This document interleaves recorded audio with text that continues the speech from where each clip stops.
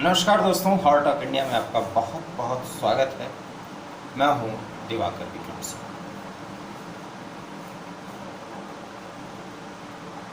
जिस तरीके से कोरोना का कहर इस देश पर पिछले 2 महीनों से बरपा है, उसे देखते हुए अब इतना तो कहा ही जा सकता है कि कोरोना का पीक पीरियड जो बिल्कुल शुरू हो चुका है और इसके अंत का समय 15 जून तक है। अगर आपको याद हो तो मैं अपने हार्ट ऑफ इंडिया यूट्यूब और फेसबुक चैनल पर लगभग 2-2.25 महीनों से ये बात कहता रहा हूँ कि कोरोना का पीक पीरियड मई के चौथे सप्ताह में आएगा और चौथे सप्ताह से पीक पीरियड के बाद ढलान भी शुरू होगा। और ये बात ना तो मैं डॉक्टर हूँ, ना मैं कोरोना का कोई इतना बड़ा विशेषज्ञ हूँ और ना कोई ज्योतिषी, लेकिन इतना ज़रूर कह सकता हूँ कि एक पत्रकार होने के नाते जितना अध्ययन और जितना भी मैंने मैटर्स को देखा है उसके आधार पर 2020 से मिले अनुभवों के आधार पर और पूरे देश के साथ साथ पूरी दुनिया में जिस तरीके से कोरोना वेरिएंट और लहर का दौर चल रहा है, उसे देखते हुए जो अनुमान मैंने लगाया था लगभग 2.25 महीने या 2.5 महीने पहले, अर्थात 20 फरवरी के बाद जो मैं बातें कह रहा था वो बात अब सच निकली। वो इसलिए कि अब कोरोना के मामले घटने शुरू हो गए हैं और स्थिति कंट्रोल में की जा सकती है ऐसा माना जाने लगा है, लेकिन चेन नहीं टूटी है और कोरोना संक्रमण के मामले घटे जरूर हैं, लेकिन इतना भी नहीं कि हमारी परेशानी कम हो जाए। लेकिन वो आपाधापी नहीं है जो मई के फर्स्ट वीक और अप्रैल के लास्ट वीक में हुई थी। तो इस तरीके से जब मामले घटने शुरू हो गए हैं और ऐसा लग रहा है कि जून के फर्स्ट वीक तक हम ये सोचने लगेंगे कि देश सामान्य जीवन की ओर लौटने लगेगा। और जैसे ही ये बात आ रही है तो पूरी तरीके से लॉकडाउन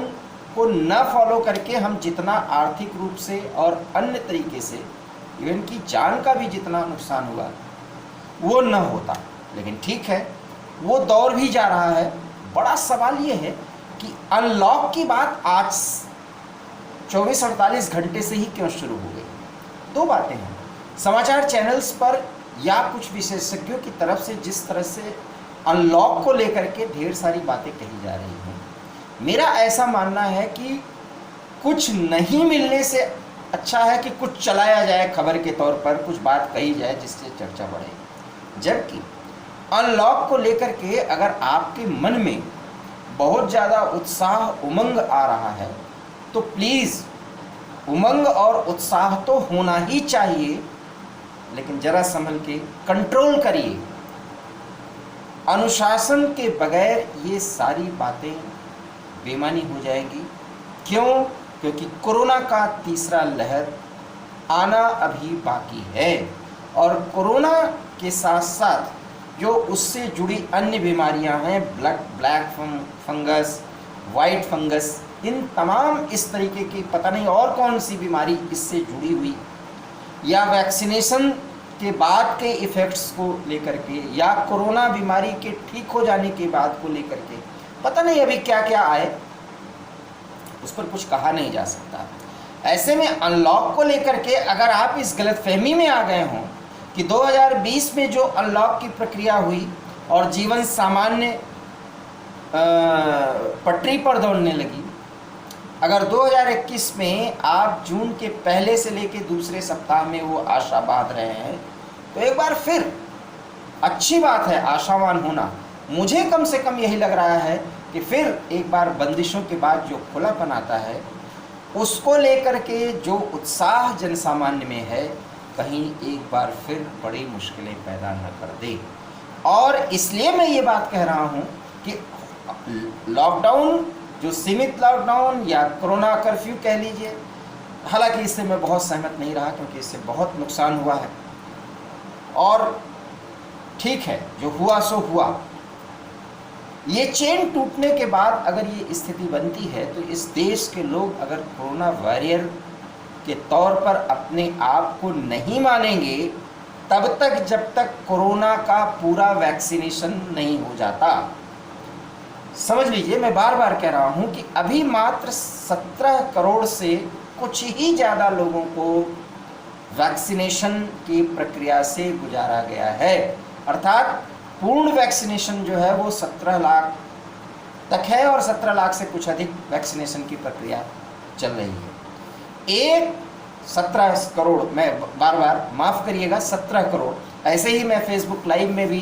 17 लाख शब्द बोल गया था, 17 करोड़ भूल हो जाती है, लेकिन डाटा से मैं बिल्कुल सही हूँ। लेकिन 130 करोड़ की आबादी में अभी मात्र 17 करोड़ लोग हुए हैं। इसका ये मतलब नहीं है कि सरकारें अर्थात केंद्र सरकार पर दोषारोपण किया जाए, क्योंकि वैक्सीनेशन की प्रक्रिया में समय लगेगा। जो लोग आज अपने देश को कोस रहे हैं, राजनीति के तहत एक दूसरे पर छींटाकशी कर रहे हैं, वो अमेरिका, यूरोप अर्थात अमेरिका, ब्रिटेन, ब्राज़ील, रसिया, जो रसिया कहता है, उससे भी सबक लें। जब कोरोना का पीक पीरियड था वो उस दौर से गुजरे जिस दौर से हमें गुजरना पड़ रहा है और आगे पड़ सकता है। तो एकमात्र उपाय है कि पूरी तरीके से वैक्सीनेशन हर उम्र के लोगों का हो जाए,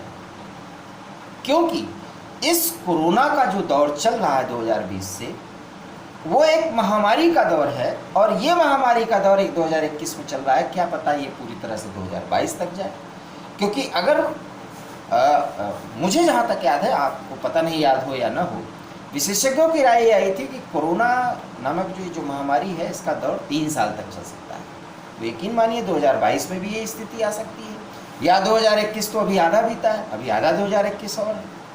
कितने वेरिएंट्स, कितने लहर और क्या क्या। और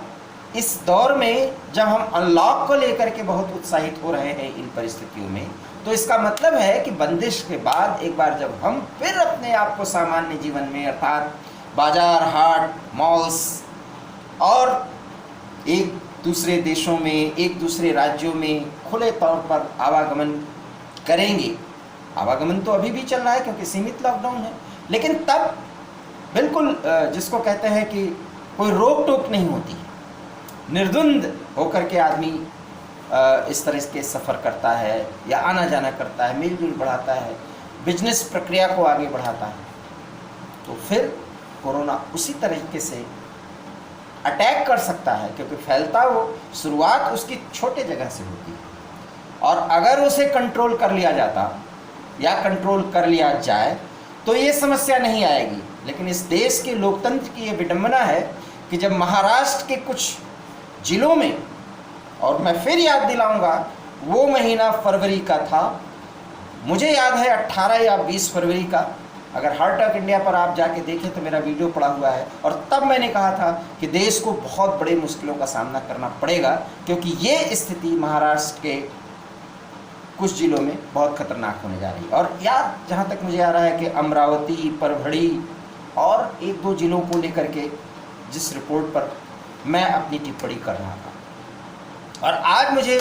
अमरावती में अनलॉक को लेकर के तैयारियों और उसको लेकर के लोगों में उत्साह को लेकर के जब मैं खबर देखा, सुना, तो मुझे ये वीडियो बनाने के लिए प्रेरित होना पड़ा। और मैं उसको ध्यान में रखते हुए आपसे ये ज़रूर कहना चाहता हूँ कि प्लीज़ उत्साह, उमंग और आशावान तो हमें रहना है, रखना चाहिए अपने आप को और अपने साथ साथ अपने समाज और देश दुनिया के तमाम लोगों से जो हमारे संपर्क में हैं। लेकिन आशा के साथ साथ इतना ज़्यादा अपने आप को खुला मत छोड़ दीजिए, या बंदिशों के बाद जो मौका मिलता है उसका इस तरह से फ़ायदा उठाने की ज़रूरत मत करिए कि कोरोना बीमारी जो अभी तक कैसे महामारी जो पूरी तरह से अभी ख़त्म नहीं हुआ है पूरी दुनिया से, और सभी देश बारी बारी से ये जंग लड़ रहे हैं, और ये वेरिएंट और ये लहर देशों और महाद्वीपों में अजीब तरीके से स्प्रेड होता है और कंट्रोल होता है। तब तक अपने को बहुत संयमित रखना है। अगर आप नहीं रख रहे हैं सोशल डिस्टेंसिंग को, अनलॉक की प्रक्रिया शुरू होने के बाद या पूरी तरह से अनलॉक होने के बाद भी सोशल डिस्टेंसिंग, मास्क, और सैनिटाइजेशन अपने स्तर पर, व्यक्तिगत स्तर पर अगर आप नहीं करते हैं तो यकीन मानिए ये महामारी कब हमें फिर मुश्किलों में डाल दे उसकी कोई गारंटी नहीं है। और बड़ा सवाल यही है कि पूरे देश की मीडिया तब कुछ नहीं बोल रही थी जब मैं बराबर इस बात को कह रहा था कि 2020 से भी ज़्यादा खतरनाक स्थिति आने वाली है। और अगर अब जब मीडिया के माध्यम से, WHO के माध्यम से और तमाम बड़े संगठनों और विशेषज्ञों के माध्यम से तीसरे लहर की बात की जा रही है, तो अनलॉक को लेकर के अगर हम बहुत उत्साहित हो जा रहे हैं, बहुत आशावान हो जा रहे हैं, तो ठीक है, हम आप अपना व्यापार, दिन दुनिया का काम बहुत आगे तो बढ़ा सकते हैं, लेकिन जान ऐसे ही खतरे में रहेंगी, सांसें ऐसे ही अटकती रहेंगी और अपनों को खो देने का डर फिर भी सताता रहेगा। और अगर वो बात घर कर गई तो फिर हम आप ही नहीं, ये देश का एक बड़ा वर्ग, एक बड़ा समूह मानसिक रूप से डर और भय में जीने लगेगा और वो मानसिक रूप से बीमार हो सकता है। ऐसे में ज़रूरत इस बात की है कि अनलॉक की प्रक्रिया शुरू हो जाने के बाद, देश में सामान्य स्थिति आ जाने के बाद, जो कि फिलहाल अभी स्टैब्लिश तौर पर नहीं कहा जा सकता कि ऐसा हो ही जाएगा, क्योंकि कोई दावा कर ही नहीं सकता। यकीन मानिए कोई विशेषज्ञ अपनी राय देता है तो अपनी बात कहता है, लेकिन 2-3 बातें बिल्कुल सही हैं कि अगर हम अपने आप को अनुशासित रखें, अगर हम अपने आप को कंट्रोल करें और बहुत ज़्यादा अपने आप को सामाजिक रूप से बंधन मुक्त न करें, तो इस कोरोना महामारी से हम आप लड़ सकते हैं, जीत सकते हैं और इस ज़िंदगी की रफ्तार, इसकी डोर को खुद से और लोगों से बांधे रह सकते हैं। सो प्लीज़ अभी भी केयरफुल रहने की ज़रूरत है, क्योंकि कोरोना महामारी का समय अभी ख़त्म नहीं हुआ है और ये महामारी इसी तरीके से मुश्किलों में डाले हुए है, लेकिन आशाएं बरकरार हैं कि ये चेन टूटेगा और इस दूसरी लहर का कहर समाप्त होगा। इस वीडियो में इतना है। अगर आपको मेरा ये वीडियो पसंद आया हो तो प्लीज़ लाइक करिए, शेयर करिए और हमारे YouTube channel heart talk India को प्लीज़ मुझे आपसे निवेदन है, इसको सब्सक्राइब करिए और हो सके तो हमारे Facebook page heart talk India पर भी आप मुझे फॉलो कर सकते हैं। बहुत बहुत धन्यवाद मित्रों। प्लीज़ बी केयरफुल, प्लीज़ अपना ख्याल रखिए, अपने परिवार का ख्याल रखिए, क्योंकि परिवार का ख्याल रखेंगे तो समाज, राज्य और देश सुरक्षित रहेगा। देश सुरक्षित रहेगा तभी हम विश्व गुरु बन सकते हैं। फिलहाल अभी खतरा टला नहीं है, इसलिए बी केयरफुल। जय हिंद।